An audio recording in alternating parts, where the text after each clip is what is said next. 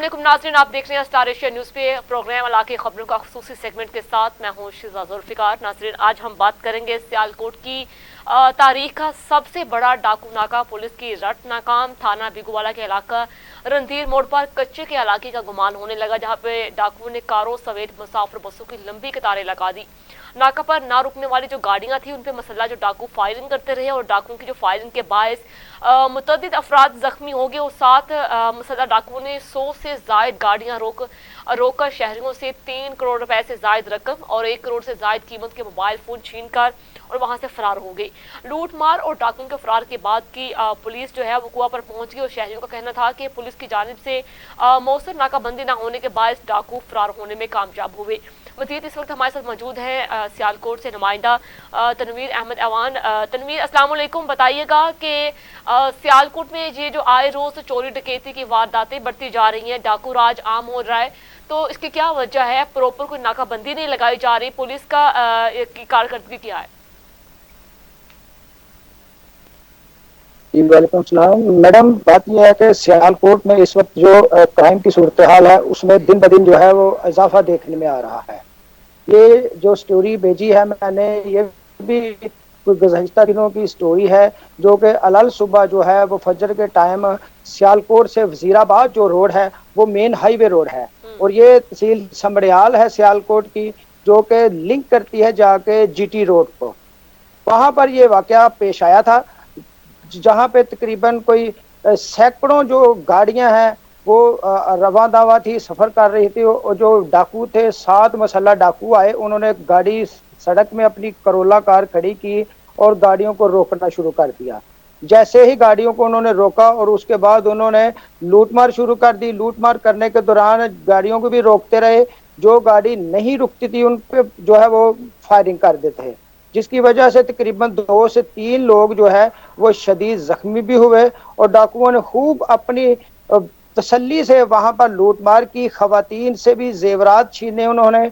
उसके बाद उन्होंने करोड़ों रुपए जो वहां पर मौजूद थे जिनके साथ ये वारदात हुई, वीडियो में भी सुना भी जा सकता है, देखा भी जा सकता है कि करोड़ों रुपए की जो है उन्होंने वारदात की और लूट मार की और बड़ी तसल्ली के साथ लूट मार करने के बाद तकरीबन ये 1 घंटा जो है वो वारदात करते रहे वहां पर और वारदात करने के बाद बड़े आराम से वहां से फरार हो गए।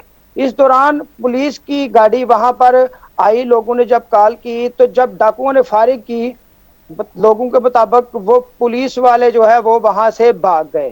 तो जब वो वारदात करके तसल्ली से वहां से चले गए तो उसके बाद जो है वो मौका पर पुलिस पहुंची। तो ये तो अब कच्चे के डाकुओं का जो है वो गुमान हो रहा है। सियालकोट में आए रोज ये वारदातें जो है वो मूल बन चुकी हैं। तनवीर, पुलिस की बात की जाए, एक तो वहाँ पे जो वाकया वो ये पेश आया था, पुलिस का ताखीर से पहुंचना एक हैरत वाली बात है और बहुत से ऐसे मकामात जो कि सियालकोट में जहाँ पे चोरी डकैती की वारदातें होने का इंकशाफ है, खदशा है, तो वहाँ पे पुलिस का कोई अमला तैनात नहीं है, वहाँ पे कोई पुलिस की जानिब से कोई गश्त नहीं किया जाता डेली बेसिस पे। तो इस तरह के जो वाकया सामने आते हैं, आखिर जो वहाँ की मुतल्लिका थाने जात की पुलिस है वो कहाँ गायब है? वो अपनी ड्यूटी से क्यों इस तरह भागे हुए हैं? जी वहां पर पुलिस जो है वो पहुंची थी, मगर देखें पुलिस को वहां पर फायरिंग करनी चाहिए थी और वहां पर मजीद फोर्स को कॉल करनी चाहिए थी कि ये यहाँ पर ये मामला हो रहा है, मगर पुलिस ने जो है वहां से भागने की जो है वो चले गए, भाग गए और उसके बाद वो सारी सिचुएशन जो है वो खराब हो गई। मैं समझता हूँ यहाँ पर एक तो निगरान दौर के यहाँ पर जो पुलिस के जो अफसरान है वो तैनात है, वहां की अब तक यहाँ पर उनकी ट्रांसफर नहीं की जा रही। और दूसरी बात जो क्राइम की बढ़ती हुई शरह है इसके हवाले से कि एक ही थानों में तकरीबन अरसा दराज से जो यहाँ पर मौजूद रहते हैं अफसरान और लहरकारान, उनकी वजह से भी उनके भी जराइम पेशा लोगों से ताल्लुकात बन जाते हैं, जिसकी वजह से ये वारदातें रूनमा हो रही हैं। अच्छा तनवीर, ये बताइएगा कि जिस मोड़ पे ये वाकया सारा पेश आया है, डकैती वगैरह सरेआम होती रही है, तो वहां से पुलिस की चौकी कितनी दूरी पर थी? ये तकरीबन 5 से 3-4 किलोमीटर दूर ये थाना बेगवाला मौजूद है, वहां पर 5 से 4 किलोमीटर का ये फासला है। तो पुलिस को कब तक इस चीज का सारा इंफॉर्मेशन दी गई है कि वहां पे ये वाला सारा मामला हो रहा है, डकैती हो रही है, तो उसकी तखीर पे पहुंचने की वजह क्या है? लोगों के मुताबिक जहां पे जैसे ही ये वारदात हुई तो जिन लोगों ने देखा कि आगे वारदात हो रही है तो लोगों ने कॉलें की, 15 पे भी की कॉलें, मुतलका थाने पे भी, मगर पुलिस जो है वो तखीर से पहुंची, जिसकी वजह से डाकू जो है अपनी सारी कार्रवाई वारदात जो है वो तसल्ली से डाल के फरार हो गए। वहां पर बेयारो मददगार शहरी पड़े रहे, जख्मी भी पड़े रहे और दूसरे लोग एहतजाज करते रहे। ये तकरीबन 1 घंटा दीदा दलेरी से वारदात करने के बाद जब डाकू फरार हुए हैं तो मुतलका पुलिस उसके बाद जो है वो मौका पर पहुंची और लोगों को तसल्लियां दी कि जी ये हम उनको पकड़ लेंगे, ऐसा कर देंगे। करोड़ों रुपए की लोगों के मालो जर जो है वो छीन कर फरार हुए और पुलिस ने जो है वो एक तसल्ली के लिए एक FIR चंद लाखों रुपए की काट कर अपनी वजह वो कार्रवाई की है। अच्छा मगर अभी तक जो मुल्जमान ये है, बताइएगा कि जब डाकू वहां से फरार हो गए, उनके जाने के बाद जब पुलिस मौके पर पहुंची है तो पहुंचने के बाद उन्होंने क्या कार्रवाई की है? किसी डाकू को वो पकड़ पाए हैं या अभी तक के नहीं? जी अभी तक तसल्लियां दी जा रही हैं कि डाकुओं को हमने निशानदेही कर लिया है, जल्द गिरफ्तार कर लिया जाएगा, मगर अभी तक किसी किस्म की कोई गिरफ्तारी अमल में नहीं लाई गई। अच्छा, तो ये सारा मामला वहाँ की जो DPO है उनकी भी माइंड से गुजरा है? उनको भी इस चीज का इन्फॉर्म किया गया है अभी तक के नहीं? उनकी तरफ से क्या कार्रवाई है? DPO सियालकोट एहसन इकबाल साहब का कहना है कि मुल्जमान की निशानदेही कर ली गई है तो उनको जल्द गिरफ्तार कर लिया जाएगा। पुलिस का कहना है कि 2-3 गाड़ियों को जो है डाकुओं ने रोककर उनसे वारदात की है और चंद लाखों रुपए का जो है वो माल लूट कर, पैसे लूट कर फरार हुए हैं। मगर वहां पर जो लोग हैं उनका जो कहना है कि बेशुमार लोग ऐसे हैं जो मुख्तलिफ शहरों से सफर कर रहे थे, आ रहे थे, जा रहे, और बहुत सारे लोग ऐसे हैं कि जिनके कीमती मोबाइल, पैसे भी छीने गए हैं। जो दर्जनों लोग हैं वो बगैर किसी रिपोर्ट और कार्रवाई के ही वापस चले गए हैं, जिनका पुलिस के पास इंदराज भी नहीं है। तो तनवीर, ये सारा मामले में जिनके साथ ये सब कुछ हुआ है, वाकया तशद्दुद भी किया गया डाकुओं की तरफ से, तो उनका क्या रद्द-ए-अमल है इस वक्त? वो एहतजाज कर रहे हैं, शहरी जी, शहरी एहतजाज कर रहे हैं कि हमारा जो है नुकसान का अजाला किया जाए और हमारी रिकवरी की जाए और जो मुल्जमान है उनको जल्द से जल्द गिरफ्तार किया जाए। मैडम, सियालकोट में जो क्राइम की सूरत हाल है वो बहुत तशवीशनाक हद तक जो है डेली बेसिस पे जो है वो क्राइम के, चोरी डकैती के कितने केसेस इनके रिकॉर्ड होते हैं, दर्ज किए जाते हैं डेली बेसिस? आज भी अगर आज की बात की जाए तो तहसील डस्का, जिला सियालकोट की तहसील है, वहां पर मौजिया गोविंद के हैं, थाना बम्बावाला का इलाका, वहां पर भी अभी मेरे पास इंफॉर्मेशन आई है कि हजारों रुपए छीन कर डाकू फरार हुए हैं और मजाबत पर उन्होंने 2 लोगों को जख्मी भी कर दिया है। ऐसी एक मोतरा थाना की हदूद में भी एक गुए की स्टाफ पर वारदात हुई है, वहां पे भी हजारों रुपए छीने गए हैं। एक पसरूर रोड पर भी वारदात हुई है, वहां पे भी छीने गए हैं। और एक जेसर वाला थाना सदर सियाल डस्का का इलाका, वहां पर भी ये 3-4 रिपोर्टें आज मेरे पास पहुंची है।